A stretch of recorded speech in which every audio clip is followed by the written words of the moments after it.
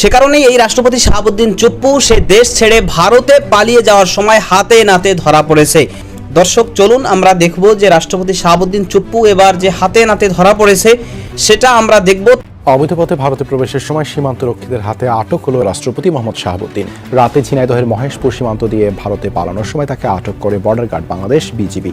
রাষ্ট্রপতি তো তার শপথ ভঙ্গ করেছে এবং সে তো ফেসিস্ট অ্যানাবেলার এবং এই কিলিং প্রসেসটাকে সে সহযোগিতা করেছে জুলাইয়ের। তো সেই জায়গা থেকে তার মোরাল তো কোনো গ্রাউন্ড নাই আজকে জুলাইয়ের মধ্য দিয়ে অর্জিত এই পার্লামেন্টে এসে ভাষণ দেওয়ার। বিরাট সুখবরের মহেন্দ্রক্ষণে বাংলাদেশ। সংসদ শুরু হওয়ার সাথে সাথে জামাত এনসিপি হিট হয়ে গেল। অর্জন জামাতের, অর্জন এনসিপির। নির্লজ্জ রাষ্ট্রপতি যদি আপনাদের জীবনে দেখতে ইচ্ছা করে তাহলে শাহাবুদ্দিন চুপ্পুকে দেখে নেবেন, যার কোনো লজ্জা শরম বলতে কিছু নাই। আমরা এতদিন শুধু জানতাম যে এর মতো নরম মানুষ পৃথিবীতে আর দ্বিতীয়টি হয় না। তিনি শুধু নরম নরম নরম, তিনি কখনো গরম দিতে জানেন না। কিন্তু এই শুভ্র দাদু যে তার ভিতরে যে এত গরম রয়েছে, তিনি যে প্রয়োজন মুহূর্তে বারুদের মতো জ্বলে উঠতে পারে, সেটি কিন্তু আজকে আমরা দেখেছি। পুরাই master plan. Hasnat Abdullah master plan করেই সংসদে গিয়েছেন এবং রাষ্ট্রপতিকে এভাবে অপমান হতে হবে আমি আমার জীবনে সংসদে এমনটা আচরণ দেখি নাই। হাসনাত আব্দুল্লাহ পুরাই মাস্টার প্ল্যান করেই তিনি গিয়েছিলেন। হাসনাত আব্দুল্লাহ ভাই, হি ইজ এ জিনিয়াস, ভাই he is a genius, he is super. যা দেখাইলো সে গত পরশু রাত্রে, সেটা ইতিহাস হয়ে থাকলো বাংলাদেশের এই অঙ্গনে, মানে এই রাজনীতির অঙ্গনে। ক্ষমতায় থাকা অবস্থায় সে যে প্রতিশ্রুতি দিয়েছিল যে পালাবো না, দরকার হলে ফখরুল সাহেবের বাসায় গিয়ে উঠবো, তার সেই প্রতিশ্রুতি সে রক্ষা করেছে এবং এতদিন ধরে সে আত্মগোপনে থাকলেও এইবার ঢাকা মোহাম্মদপুরের তার গোপন আস্থানা হতে হাতে নাতে ধরা পড়েছে এই কাদের। বিরাট সুখবরের মহেন্দ্রক্ষণে বাংলাদেশ। সংসদ শুরু হওয়ার সাথে সাথে বিএনপি জামাত যথেষ্ট ঐক্যমত হয়ে গিয়েছে এবং অনেক কাছাকাছি এসেছে। অবস্থা দৃষ্টিতে মনে হচ্ছে জুলাই সনদ, সংবিধান সংস্কার পরিষদ অনেক কিছু হবে, 100% না হলেও অধিকাংশ হবে, মোর দেন 90% ইমপ্লিমেন্ট হবে এবং বিএনপি একটু ঘুরিয়ে পেঁচিয়ে খাবে, কিন্তু জামাতের যে দাবি বা এনসিপির যে দাবি এটা পূরণ হবে এবং যথেষ্ট কাছাকাছি এসেছে। এবং আপনারা যতটুকু বিরোধিতা যা দেখছেন, কিন্তু আমি দেখছি ভিন্ন কিছু। বিএনপি জামাত ঐক্য আর ঐক্য। হ্যাঁ, আওয়ামী লীগের বিরুদ্ধে, আওয়ামী লীগকে অপ্রাসঙ্গিক করতে বিএনপি জামাতের মধ্যে এই ঐক্য আরো বেশ কিছুদিন দরকার। চূড়ান্তভাবে এটা থাকবে না, বিএনপি জামাত ফাটাফাটি শুরু হয়ে যাবে, কিন্তু বাংলাদেশের রাজনীতি থেকে আওয়ামী লীগকে একদম শূন্যের কোঠায় ঠেলে দিতে বিএনপি জামাত একমত হয়েছে। এই যে সংসদে যা দেখলেন, নানান কিছুতে বিএনপি জামাত ঐক্যমতের ভিত্তিতে করেছে। পর্দার অন্তরালে আজকে সংসদে যা হবে, জামাত কি করবে, বিএনপি কি করবে, তার প্রেক্ষিতে বিএনপি কি করবে, জামাত কি করবে, এগুলো সব আগে ভাগে ঐক্যমত অনেক কিছু। এই ঐক্যমতটা গ্রেটার সোশ্যাল কন্ট্রাক্ট, ভালো।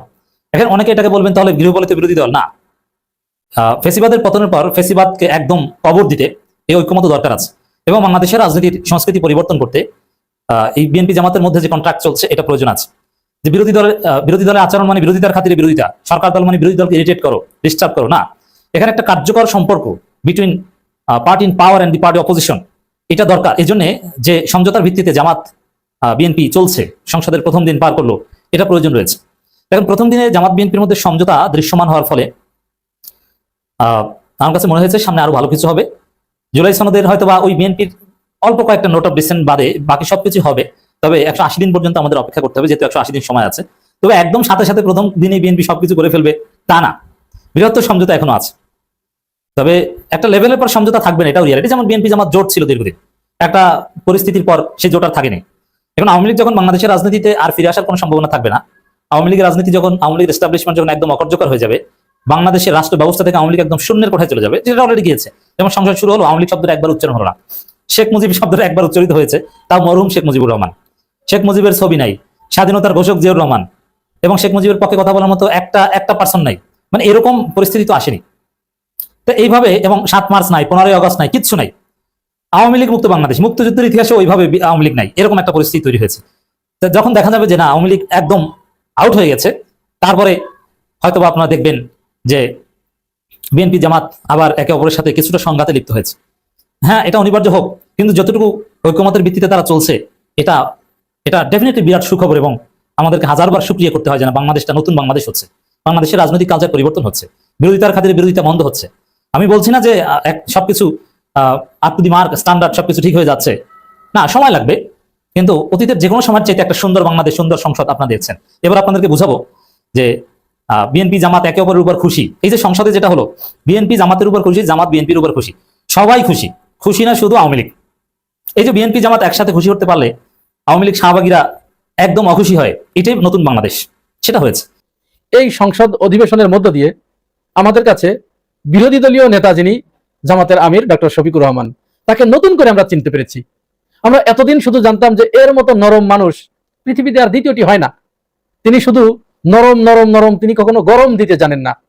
কিন্তু এই শুভ্র দাদু যে তার ভিতরে যে এত গরম রয়েছে, তিনি যে প্রয়োজন মুহূর্তে বারুদের মতো জ্বলে উঠতে পারে, সেটি কিন্তু আজকে আমরা দেখেছি। আপনারা নিশ্চয় লক্ষ্য করেছেন, যথারীতি সংসদ অধিবেশনে সভাপতি হিসেবে যখন খন্দকার মোশাররফ হোসেনকে নিযুক্ত করা হয় প্রথম অধিবেশনে, তখন সৈয়দ আব্দুল্লাহ মোহাম্মদ তাহের তিনি জামাতের পক্ষ থেকে বা বিরোধী দলের পক্ষ থেকে অভিনন্দন জানান সরকারি দলকে, এবং জনাব তারেক রহমানকেও ধন্যবাদ জানান। সেই সাথে তারা একটু আশাবাদ ব্যক্ত করেন যে একটু যদি বিরোধী দলের সাথে এই বিষয়ে আলাপ করা হতো তাহলে এটি আরো প্রাণবন্ত হতো, আরো ভালো হতো। বিরোধী দল তখন আরো সন্তুষ্টি চিত্তে এটাকে গ্রহণ করতো এবং সমর্থন জানাতো। এখনো তারা সমর্থন জানাচ্ছে আব্দুল্লাহ মোহাম্মদ তাহেরের কথা। এরপরে জামাত আমির কিছুটা বক্তব্য দেন, তারপরেই সেই কাঙ্ক্ষিত মুহূর্তটি আসে। এটি অপ্রত্যাশিত ছিল না, প্রত্যাশিতই ছিল। কারণ যখনই বিএনপি বিদ্যমান সংবিধানের ভিতরে থেকে ফ্যাসিস্ট রাষ্ট্রপতির ভাষণের মাধ্যমে, যেটি আসলে নিয়ম যে প্রথম অধিবেশনে রাষ্ট্রপতির ভাষণের মাধ্যমে পরবর্তী কার্যক্রম শুরু হয়, তো সেই নিয়ম রক্ষা তারা করতে গেছে বিএনপি, যেহেতু তারা সংবিধানের ভিতরে আছে। এখন বিএনপি কেন এই সংবিধান করছে, এরও একটা কারণ আছে, অজানা তো আর কিছুই থাকে না।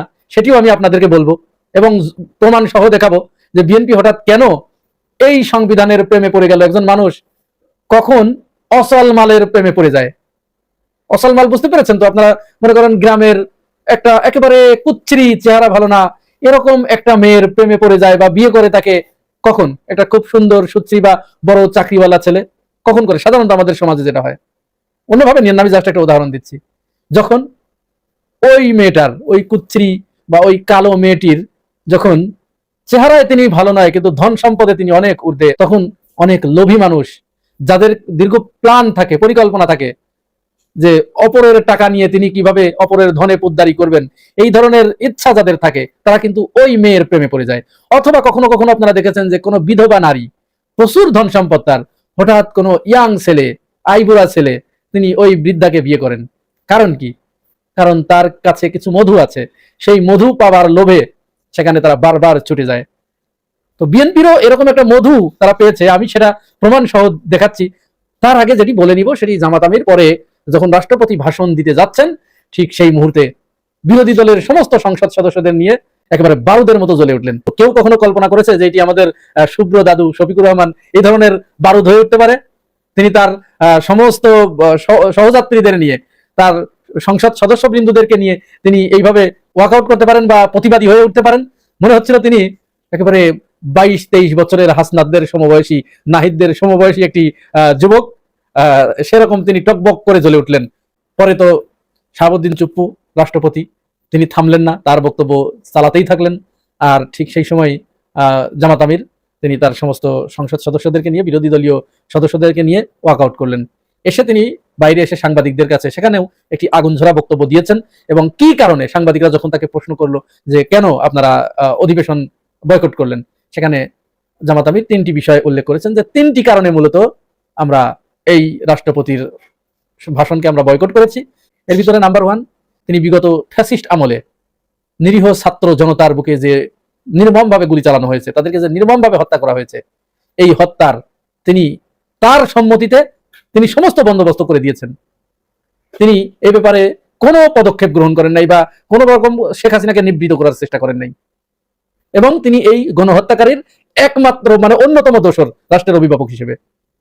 তাহলে এইখানে তিনি অপরাধী, তার এটা মারাত্মক অপরাধ। এবং পরবর্তীতে তিনি এই হত্যাকাণ্ডের কোনো নিন্দা কিন্তু তিনি জ্ঞাপন করেন নাই।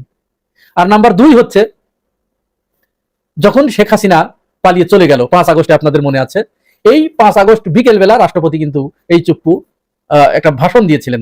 তিনি বলেছিলেন যে প্রধানমন্ত্রী শেখ হাসিনা তিনি পদত্যাগ করেছেন এবং সেই পদত্যাগ পত্র আমার কাছে আছে, আমি সেটিতে সম্মতি জ্ঞাপন করেছি, আমি অনুমোদন করেছি, গ্রহণ করেছি। পরবর্তীতে কয়েকদিন আগে আপনারা জানেন 2টি পত্রিকার সাথে তিনি একটি সাক্ষাৎকার দিয়েছেন। সেই সাক্ষাৎকারে তিনি ওটি পুরাপুরি অস্বীকার করেছেন। এবং তিনি নতুন একটা বয়ান উৎপাদন করার চেষ্টা করেছেন, নতুন একটা বিতর্ক উস্কে দেবার চেষ্টা করেছেন, তাহলে তিনি রাষ্ট্রের সর্বোচ্চ পদে থেকে মিথ্যাচার প্রকাশ্যে করলেন। কোন এই জাতীয় মানুষ রাষ্ট্রের এই পর্যায় থেকে মিথ্যাচার, এমনিতেই তো মিথ্যাচার একেবারে জঘন্য অপরাধ, তারপরে যদি এই জাতীয় ব্যক্তিরা এই ধরনের মিথ্যাচার করে, তিনি তার সমস্ত পদ এবং সবকিছুর নৈতিকতা হারিয়ে ফেলেন তিনি। সুতরাং এই মিথ্যাবাদী একজন মানুষ, তার ভাষণ শোনা কোনো মতো অবস্থায় উচিত হবে না, কাম্য নয়, যার কারণে তারা তার ভাষণ বয়কট করেছে। আর নাম্বার 3 যেটি, এটি সবচেয়ে গুরুত্বপূর্ণ, সেটা হচ্ছে যখন এই নির্বাচনের তফসিল ঘোষণা করা হয়, এই নির্বাচনটা কিন্তু রাষ্ট্রপতির একটা অর্ডিন্যান্স, তিনি এই অর্ডিন্যান্স জারি করেন কে? রাষ্ট্রপতি। তিনি এই অর্ডিন্যান্স জারি করেছিলেন, তার অর্ডিন্যান্স অনুযায়ী কিন্তু নির্বাচনের তফসিল ঘোষণা হয় এবং তিনি এই গণভোট, হ্যাঁ ভোট, না ভোট, এগুলোর সব কিন্তু তিনি অনুমোদন দিয়েছিলেন। যথারীতি নির্বাচন হলো, 70% জনগণ হ্যাঁ ভোট দিয়েছে, 70%। তাহলে যখন তিনি অনুমোদন দিয়েছেন, তার অন্যতম দায়িত্ব, তিনি তো রাষ্ট্রের অভিভাবক, তার অন্যতম দায়িত্ব ছিল যে সংবিধান সংস্কার পরিষদ যেটি গঠিত হবে এই গণভোটের মাধ্যমে, এই নির্বাচন হবার সাথে সাথে তিনি দুইটারই শপথ পড়াবেন। সরকারি দল একটা শপথ নিয়েছে, আরেকটা নেয় নাই, বিরোধী দল দুটিরই নিয়েছে। অথচ এইখানে রাষ্ট্রপতি রাষ্ট্রের অভিভাবক হিসেবে তিনি যে অর্ডিন্যান্স জারি করেছেন, এখানে তার অন্যতম বাধ্যবাধকতা ছিল যে তিনি 30 দিনের ভিতরে একটি অধিবেশন ডাকবেন, কিন্তু এই রাষ্ট্রপতি সেই অধিবেশন ডাকেন নাই। তাহলে এটা তার জন্য মারাত্মক একটা অপরাধ, তিনি প্রচন্ড অপরাধ করেছেন। সুতরাং এই 3টা অপরাধের কারণে এই রাষ্ট্রপতির ভাষণ শোনা এবং ওই সংসদে তার ভাষণ দেবার কোনো অধিকার ছিল না, কিন্তু তিনি দিয়েছেন কি জন্য? কারণ আমাদের বিএনপি, আমাদের সরকারি দল এখন ওই বিধবা নারীর প্রেমে পড়ে গেছে, বা ওই কুৎসিত নারীর প্রেমে পড়ে গেছে, কারণ তার কাছে কিছু মধু আছে। কি মধু আছে? মধুটা হচ্ছে এই সংবিধানের বাইরে বিএনপি যেতে চাচ্ছে না, এই কারণে যে এই সংবিধানের ভিতরে থাকলেই শেখ হাসিনার মতো 17 বছর তিনি ক্ষমতায় থাকতে পারবেন, এবং তার ইঙ্গিত কিন্তু ইতিমধ্যেই আমরা পেয়ে গেছি এবং শুরু হয়ে গেছে। নির্লজ্জ রাষ্ট্রপতি যদি আপনাদের জীবনে দেখতে ইচ্ছা করে, তাহলে সাবধান চুপ্পুকে দেখে নেবেন, যার কোনো লজ্জা শরম বলতে কিছু নাই, একদমই লজ্জা শরম নাই। ক্ষমতার লোভে, দেখেন একটা কথা, সব কথা বলার আগে একটা কথা বলিনি, এই যে ভুয়া, লজ্জা শরম থাকলে এখন পর্যন্ত এরপর আর জীবনে মুখ দেখাবে না এবং এই অধিবেশন সংসদে কোনোদিন আর জীবনে যাবে না। একজন রাষ্ট্রপতিকে এরকম ভুয়া মনে করছিল সে আগের বিরোধী দল, কয়েকজন নিয়ে, মাত্র হাতে গোনা কয়েকজন নিয়ে বিরোধী দল মনে করছিল, এখন তো সেটা না। এই যে ভুয়া ভুয়া স্লোগান তো শুনছেন আপনারা, আচ্ছা আমি শোনা বলে সেগুলো, আমি শুধু ওটা বলে নেই। এখন দেখেন, এই যে যদি লজ্জা শরম থাকে তাহলে তোমার পদত্যাগ করা উচিত, পদত্যাগ করে চলে যাওয়া উচিত। আর একটা কথা বলি, আগামীকালকে তো শেখ হাসিনা আসবে বাংলাদেশে, শেখ হাসিনা আসবে, কেন আসবে সেটা বলি, আসতেই পারে এখন, কারণ সংবিধান অনুযায়ী রাষ্ট্রপতি আজকে ভাষণ দিচ্ছে। এখন রাষ্ট্রপতির পর কিন্তু ভাষণ দেবে কে? প্রধানমন্ত্রী, মাননীয় প্রধানমন্ত্রী। মাননীয় প্রধানমন্ত্রী কে? শেখ হাসিনা। সংবিধান অনুযায়ী কিন্তু দেখেন, এখানে কিন্তু আমি কোনো উল্টাপাল্টা কথা বলতেছি, আবার মনে করি না যে আমিও পাগল হয়ে গেছি, ঘুমাই না দেখে, না, একদমই না, উনি দেবে। তারপর এখন আমরা বলবেন কি ওনার নামে মামলা আছে, এটা আছে সেটা, এটাও তো বলবেন নাকি? এটা কিচ্ছু হবে না, কিছু হবে না মানে কি জানেন? উনি আইনের আশ্রয় নিবে, ওখান থেকে ধরেন ওনাকে ফাঁসি দিয়ে দেবে। আমাদের যে চুপ্পু সাহেব, ওনারা কিন্তু সংবিধানে লেখা আছে উনি ক্ষমা করতে পারবেন চাইলে, বাস রাষ্ট্রপতি ক্ষমা করে দেবে, শেষ, এখানেই সমাপ্ত। তাহলে আমাদের প্রধানমন্ত্রী আবার সুন্দর করে দেশ চালাবে। ভালো লাগতেছে আপনাদের কাছে কথাগুলো? এটাই বাস্তবতা, সংবিধান অনুযায়ী আমি এই কথাগুলো বললাম। এখানে সংবিধানের বাইরে আমি কোনো কথাই কিন্তু বলি। শোনেন, যারা সংসদে যে কিভাবে গেল সেটাই ভুলে গেছে, মন্ত্রী কিভাবে হলো সেটাই ভুলে গেছে, প্রধানমন্ত্রী কিভাবে হলো সেটাই ভুলে গেছে, যেখানে দাঁড়ায় কথা বলতেছে সংসদে বসে পবিত্র জায়গায়, সেটা যে দাঁড়াইছে কার জন্য দাঁড়াইছে, কাদের উপলক্ষে সেটাই ভুলে গেছে। প্রমাণ দেব, শোনেন। বাংলাদেশ জিন্দাবাদ। জুলাইয়ের শহীদদের প্রতি স্মরণ করতে আমি ভুলে গিয়েছিলাম। শোনেন, শহীদদের প্রতি স্মরণ করতে শোনেন, আমি ক্ষমা প্রার্থনা ভুলে গেছে। আজকে আমরা শহীদের রক্তের উপর দাঁড়িয়ে, যেহেতু এই সংসদে দাঁড়িয়ে আছি, কথা বলতে কষ্ট হচ্ছে, কিন্তু খুব কষ্ট হচ্ছে এটা বলতে, দেখছেন ভুলে গেছে সে, কিন্তু এটা ভুলে গেছে, ছেলে ভুলে গেছে, ঠিক আছে? এটা হলো, এটা কিন্তু কষ্ট করে বলতে হয়েছে, এটাও বলতো না যদি বিরোধী দলটা শক্তিশালী না হতো। যারা 40%-এর নিচে ভোট পেয়ে প্রধানমন্ত্রী হয়ে, এত অহংকার দাম্ভিকতা যার ভিতরে থাকার পার্সেন্টেজ দেখতে হবে আপনার, আপনি আসন কতটা পাইলেন সেটা যেভাবেই পাইছেন না দেখা, একটু দেখা উচিত আপনি কত পার্সেন্ট ভোট পেয়ে আপনি ক্ষমতায় গেছেন, সেটা বুঝে শুনে কথা বলা উচিত। যে কোনো সময় ঝড় কিন্তু ঝড়ের বেগে জনগণ রাস্তায় নেমে যাবে, সেটা আপনার বোঝা উচিত। আপনারা আজকে 2 দিন যাবত একটি আলোচনার মধ্যে ডুবে আছেন সবাই, that is Hasnat Abdullah, poster বয় হাসনাত আব্দুল্লাহ। কেউ বলে ব্লুটুথ বয়, কেউ বলে পোস্টার বয়, কেউ বলে ক্যাপ্টেন, যে যাই বলুক, ভাই হি ইজ এ জিনিয়াস, ভাই he is a genius, he is super super. যা দেখাইলো সে গত পরশু রাত্রে, সেটা ইতিহাস হয়ে থাকলো বাংলাদেশের এই অঙ্গনে, মানে এই রাজনীতির অঙ্গনে। কি করছে আপনারা জানেন যে দেখেন, হাসান আব্দুল্লাহ এমপি হবার পর সে তার এলাকার জন্য কি কি করেছে, কি কি করবে, কি কি ভবিষ্যৎ পরিকল্পনা পরিষ্কার পানির মতো পরিষ্কার করে ম্যাপ আইকা ব্ল্যাকবোর্ডে আইকা জায়গা সময় টাকা সবকিছু মিলাইয়া আমাদেরকে বুঝাইতেছে, বা তার দেবিদ্যার এলাকার লোকজনকে বুঝাইতেছে যে আমি এমপি হয়েছি, আমার এখানে কি কি কর্তব্য আছে, কোথায় কোথায় কোন রাস্তা হবে, কোন রাস্তার প্রকল্প কারা করতেছে, সেটা এলজিআরই করতেছে না আইপিসি করতেছে না কে করতেছে, তাদের সম্পর্কে বলতেছে। সেই কাজের অগ্রগতি কতটুকু হয়েছে, সেই কাজ হইলে পরে বাকি কোন কাজ করতে হবে, তার সময়কালে কিভাবে এগুলো ডেভেলপমেন্ট হবে, কাজগুলো যাদেরকে দিয়ে দেওয়া হয়েছে, মানে যে সমস্ত ঠিকাদার প্রতিষ্ঠানকে, তাদেরকে আপনারা জনগণ যে বলবেন আমাদের যে কাজটা তোমাকে সরকার দিছে, আমাদের এই রাস্তাঘাট আমাদেরকে বুঝাইয়া দাও, মানে পাবলিকরে ইনভলভ করে দিছে, পাবলিকের ভিতরে গুমর সব ফাঁস করে দিছে।